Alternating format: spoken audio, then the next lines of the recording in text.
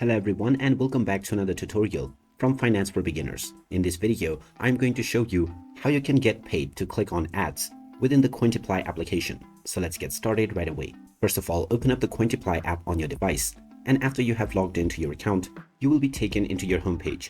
Now, from this page, if you wish to get paid by clicking on ads, then just tap on the menu icon at the top left corner and then tap on PTC ads, which says paid to click. When you tap on this, you will see various different ad offers that you can view in order to get coins. You can see the duration of the ad and how much coin will be given to you. So just tap on whichever ad you wish to view, and this will open up the ad right away. Once you verify the ad, the view will be recorded and the number of coins will be provided to your account right away.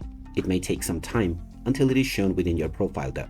And once you are within this page, make sure that you view all of the ads that are available, because they might not be available in just a matter of seconds. And by doing this, you can view as many ads as you wish to earn your Cointiply points. So there you have it. That is how easy it is to get paid by clicking on ads within the Cointiply application. If you find this video helpful, don't forget to hit that like button and subscribe to our channel for more useful tips and tutorials.